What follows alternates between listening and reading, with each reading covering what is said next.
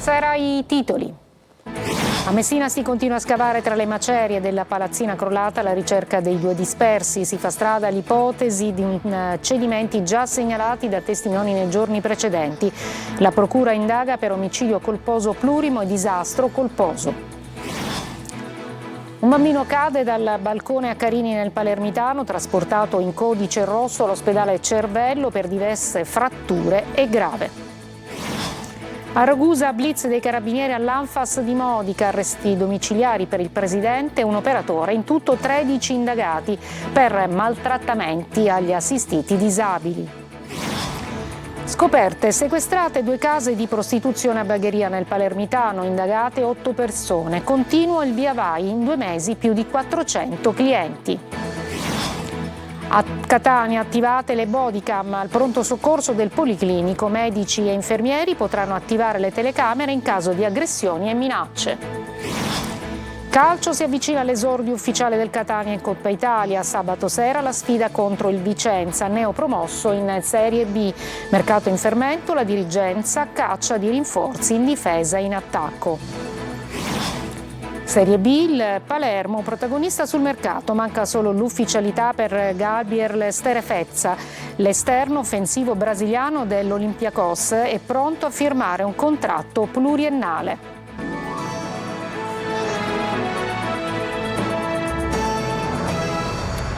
Buonasera, eccoci dunque. Il palazzo crollato a Messina si scava senza sosta alla ricerca degli ultimi dispersi. Sabato le prime autopsie e un pool di periti dovrà accertare le cause, ma l'ipotesi più accreditata al momento è il cedimento strutturale riconducibile ad alcuni lavori al piano terra. Tonino De Mana. Si scava incessantemente con il caldo che mette a dura prova la resistenza dei vigili del fuoco che da giovedì, notte e giorno, cercano di recuperare gli ultimi corpi dopo il crollo della palazzina a Pistunina. Squadre specializzate di soccorso, nucleocinofili, piloti di droni ed esperti nella conduzione di mezzi in movimento terra setacciano palmo a palmo quel che resta dell'edificio accartocciatosi su se stesso per un probabile cedimento strutturale sulle cui cause o concause un pool di esperti nominato dalla Procura di Messina dovrà far luce. Ieri gli interrogatori di 2 dei 3 indagati per omicidio colposo plurimo e disastro colposo, Pietro Leone, cugino delle vittime, ed Alessandro Panarello, che aveva commissionato i lavori per una macelleria, e sdrittato quello di Pasquale Dalì perché è ancora ricoverato per un trauma facciale riportato nel crollo. Tra le macerie si cercano ancora il marito di Rosa Leone, Santino Magazzù, ed il collaboratore domestico Lariu Varna Curarasia.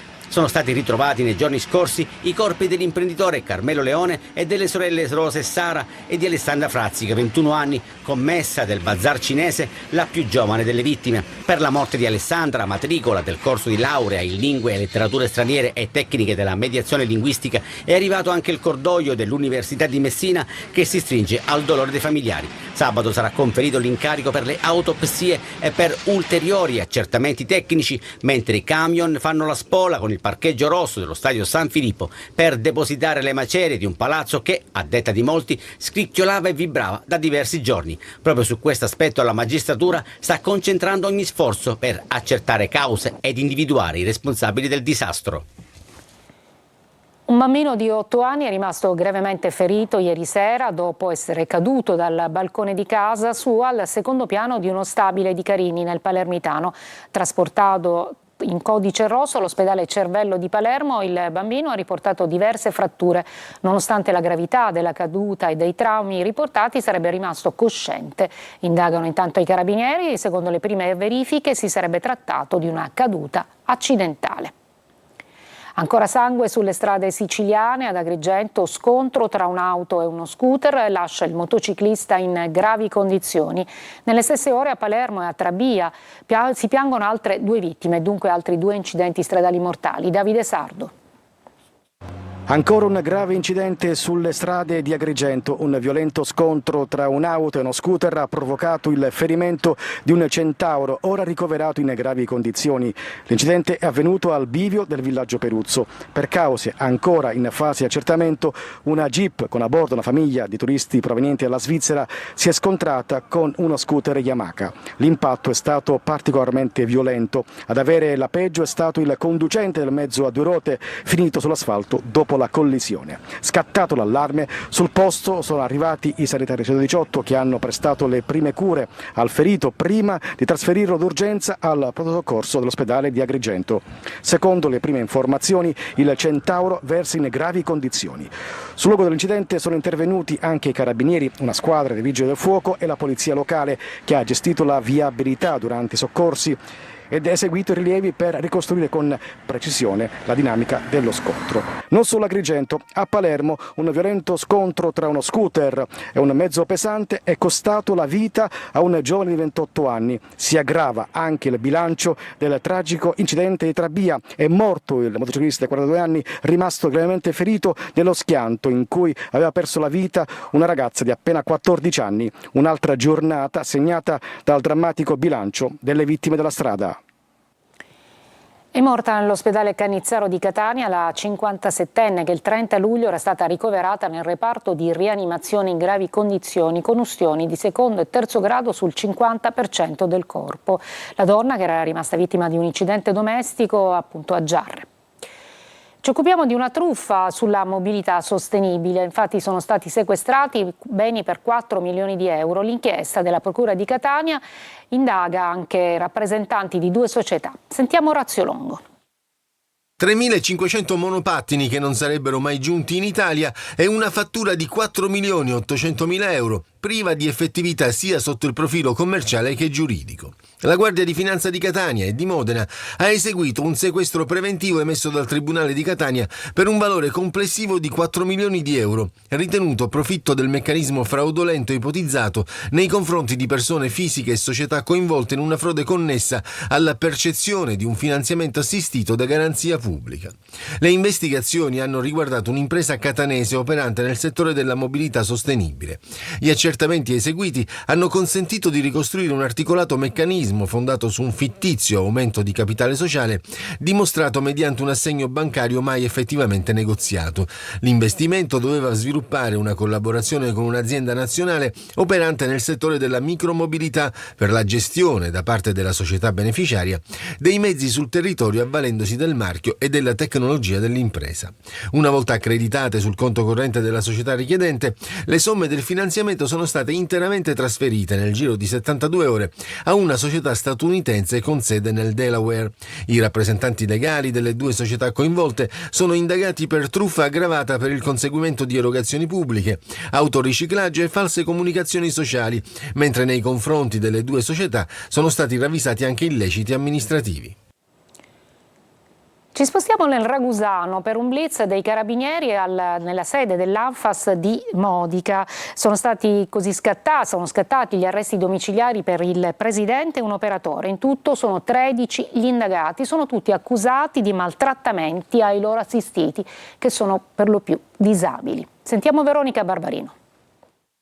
Incredulità e sgomento a Modica per l'inchiesta dei carabinieri che ha coinvolto l'Anfas cittadina. Sono scattati infatti gli arresti domiciliari per maltrattamenti aggravati dalla posizione di garanzia per il presidente Giovanni Provvidenza e per uno dei suoi operatori. Coinvolti anche 12 lavoratori della struttura, tutti giovani ragazzi volontari e operatori di servizio civile, indagati a vario titolo per maltrattamenti nei confronti degli assistiti. A Provvidenza è contestata anche l'ipotesi di esercizio abusivo della professione infermieristica. Secondo la procura, infatti, avrebbe consentito ai volontari privi di qualifica sanitaria di somministrare farmaci agli ospiti della struttura.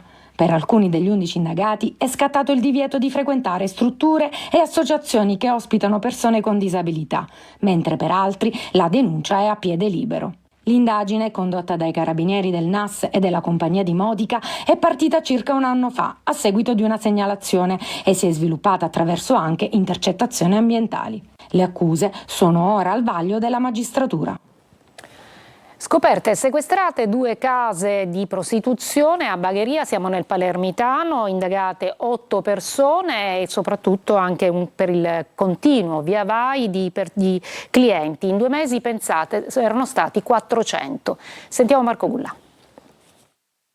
400 clienti al mese, almeno 900 accessi documentati durante le intercettazioni e un giro d'affari ampio, anche se ancora da quantificare. 8 persone intente nel gestire il traffico sessuale in 2 appartamenti anonimi del centro di Bagheria in provincia di Palermo. È quello che ha scoperto la Procura di Termini Imerese dopo mesi di indagini delegate alla sezione di polizia giudiziaria della stessa Procura termitana. Al culmine delle intercettazioni video sul via vai di quegli appartamenti, il GIP ha firmato il provvedimento di sequestro di entrambi gli immobili, mentre sono 8 le persone indagate a piede libero.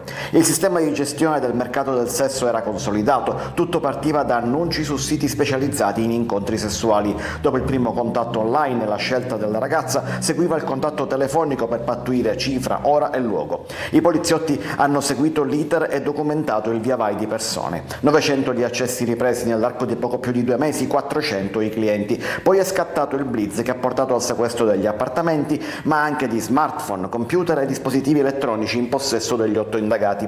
L'obiettivo degli investigatori è adesso quello di analizzare le chat e i tabulati per ricostruire la rete di contatti, definire con esattezza i singoli ruoli all'interno dell'organizzazione e verificare i flussi di denaro. C'è un sospettato, ma restano ancora molti punti da chiarire sul tentato duplice omicidio avvenuto ieri nelle campagne di Riesi. Mentre migliorano le condizioni dei 2 feriti, i carabinieri continuano la caccia all'uomo. Il servizio di Rita Cinardi.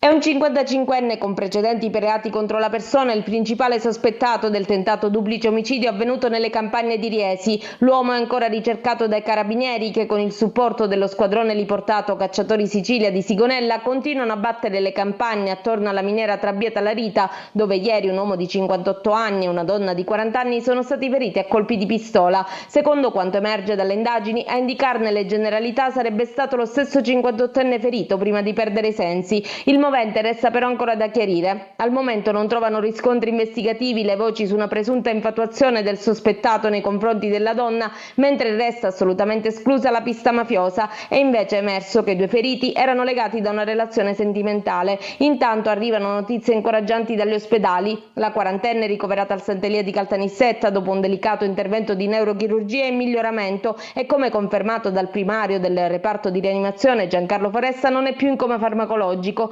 Migliora anche il 58enne ricoverato al Cannizzaro di Catania. Per ricostruire l'esatta dinamica dell'accaduto saranno fondamentali le dichiarazioni della donna, che verrà ascoltata dai carabinieri non appena le sue condizioni cliniche lo consentiranno. Erano diventati l'incubo dell'outlet di Agira nell'Ennese, ora sono stati smascherati dai carabinieri di Enna con la collaborazione dei militari di Agira, che hanno individuato gli autori di alcuni tentati furti di autovetture che si sono verificati nei mesi scorsi nei parcheggi del grande outlet di Taino. Il gruppo, attraverso un abile meccanismo, riusciva a manomettere i sistemi di accensione dei veicoli e portarli via con targhe clonate, apparentemente pulite, per gli spostamenti dell'autovettura appena rubata, che veniva subito trasferita in altre province. E ci occupiamo anche di un blitz della Guardia di Finanza che sequestra 2 chili di cocaina, erano nascosti in un'auto fermata al casello di San Gregorio di Catania. Il servizio di Lorena Dolci. Un controllo ai caselli di San Gregorio, Catania. Tra le auto incolonnate non ci sono solo vacanzieri di ritorno da una gita fuori porta, ma anche insospettabili corrieri della droga. Il cane dei Baschi Verdi fiuta qualcosa. Il conducente dell'auto fermata, un catanese di 68 anni, si innervosisce. Il passo successivo è un esame dettagliato della vettura. È così che dal vano autoradio i finanzieri tirano fuori 2 panetti. All'interno ci sono oltre 2 chili di cocaina. La droga era nascosta in un vano ricavato nel cruscotto dell'autoveicolo. Sul mercato la droga al dettaglio avrebbe fruttato proventi illeciti per circa 400.000 euro. L'uomo è stato arrestato in flagranza per detenzione e trasporto di sostanze stupefacenti. Il tribunale ha convalidato l'arresto e il sequestro della droga. Il commissario nazionale per la frana Dini Scemi venga in consiglio comunale a riferire pubblicamente sullo stato degli interventi e sulle ragioni dei ritardi nell'avvio dei lavori. Lo chiede il comitato evento franoso che rappresenta gli sfollati Dini Scemi che hanno dovuto lasciare le loro abitazioni e le attività per la frana degli scorsi mesi. Inoltre denunciano il ritardo nell'avvio dei lavori e nelle procedure di ristoro per le abitazioni coinvolte, oltre alla situazione di incertezza che vivono molte famiglie da più di 6 mesi mesi perché non conoscono ancora la sorte proprio della loro abitazione. Ci fermiamo una brevissima pausa, poi andremo ad Agrigento dove continua l'emergenza idrica.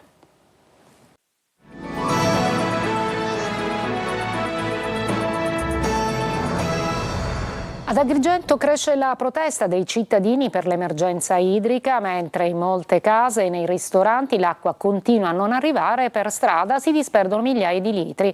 Sullo stop alle autobotti esplode anche lo scontro tra Comune, AICA e gli operatori del servizio. Davide Sardo. Nuovo fronte di scontro sull'emergenza idrica ad Agrigento. Dopo la sospensione del servizio di approvvigionamento con le autobotti, il Comune attacca AICA e parla di una grave violazione dei diritti dei cittadini, annunciando anche possibili azioni legali. Lo stop al servizio è stato deciso autonomamente dagli autobottisti in contrasto con il gestore AICA. Dunque, anche a lei manca l'acqua a casa ed è costretto a riempire il recipiente? Prima avevo dei bidoni e sollevare i bidoni era troppo pesante, ora ho comprato questo qua e praticamente andare a fare fila di 3-4 ore là, sotto il sole, guardi come sono conciato. Io non arrivo a capire perché c'è questa ostinazione nel vietarci di avere l'acqua. Che cosa abbiamo fatto di male? Intanto, mentre in molte case e in diversi ristoranti l'acqua continua a non arrivare, lungo le strade si continua a sprecarla. Come mostrano queste immagini, un vero e proprio fiume d'acqua fuoriesce dalla scalinata tra via Manzoni, via Venezia e via Torino, sotto lo sguardo impotente di cittadini e residenti. Questa è una situazione che non può in alcun modo andare avanti, c'è profonda inefficienza e viene osservata anche sul fatto che riscontriamo, denunciamo e segnaliamo perdite idriche dovunque e non c'è quel servizio capace di garantire il ripristino in maniera immediata. Il Comune ha convocato un tavolo tecnico urgente con AICA, ATI e tutti i soggetti coinvolti per fare chiarezza sulla vicenda e ripristinare il servizio nel più breve tempo possibile. Se non arriveranno risposte concrete, Palazzo dei Giganti è pronto ad avviare azioni legali a tutela dei cittadini. Ci occupiamo adesso della sicurezza negli ospedali. Al pronto soccorso del presidio Rodolico di Catania, infatti arrivano le bodycam per il personale sanitario, una misura sperimentale per contrastare le aggressioni. Adelaide Barbagallo. Un piccolo dispositivo da indossare sopra la divisa e all'occorrenza azionare. Sono le bodycam, da oggi in uso al pronto soccorso del Policlinico di Catania per garantire la massima sicurezza a chi cura e a chi viene curato. Da oggi medici, infermieri e operatori sociosanitari li indosseranno.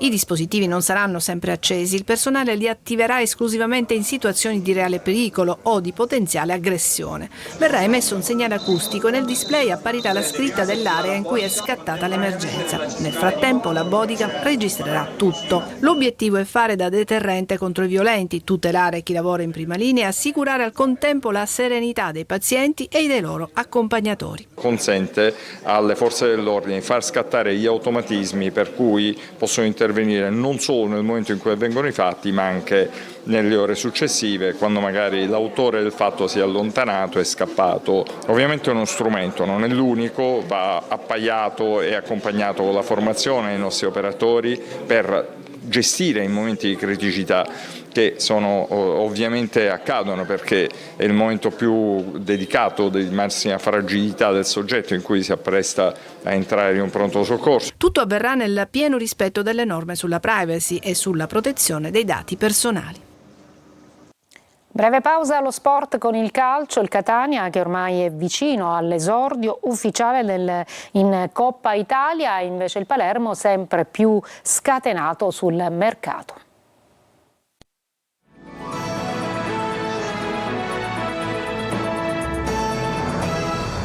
Il calcio si avvicina all'esordio ufficiale del Catania in Coppa Italia. Sabato sera la sfida contro il Vicenza, neopromosso in Serie B. Mercato in fermento, la dirigenza a caccia di rinforzi in difesa e in attacco. Tonino De Mana. Si avvicina a grandi passi l'esordio in Coppa Italia con il Catania che a Norcia intensifica gli allenamenti in vista del primo test ufficiale, ovvero la gara di Coppa Italia contro il Vicenza, neopromosso in Serie B.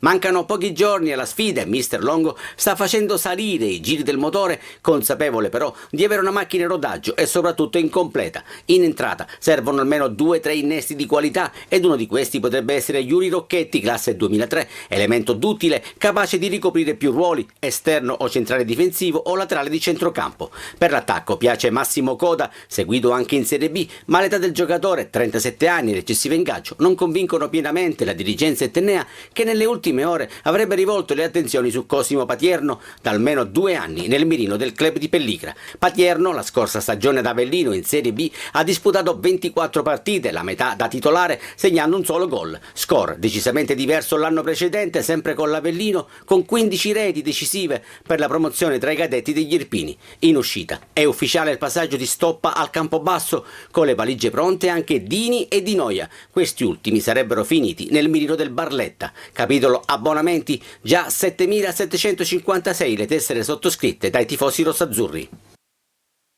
Palermo scatenato sul mercato, praticamente preso Gabriel Strefezza, esterno offensivo in forza all'Olympiakos. Affare quasi chiuso, manca solo l'ufficialità. Marco Gullà. È uno di quei colpi ad effetto che possono far fare il salto di qualità. Il Palermo ha praticamente chiuso per Gabriel Strefezza, esterno offensivo brasiliano in forza all'Olympiakos. Un giocatore che rappresenta un lusso per la Serie B. È un esterno atipico, piede destro naturale, non gioca a piede invertito, ma può essere schierato anche sulla tre quarti o sulla corsia sinistra. Strefezza arriverà a Palermo a titolo definitivo con un contratto pluriennale per una cifra complessiva tra parte fissa e variabile di circa 5 milioni di euro.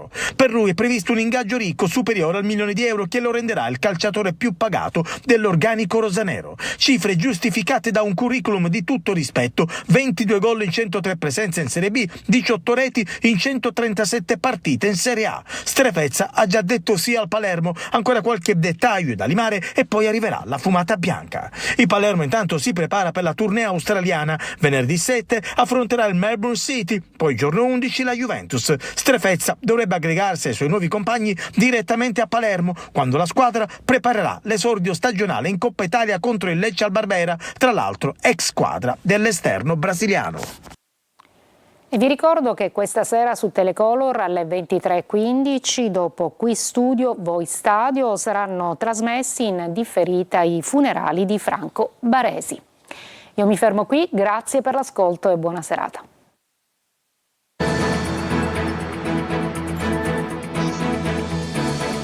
Entra nel mondo dell'informazione con l'app Sicilia Web.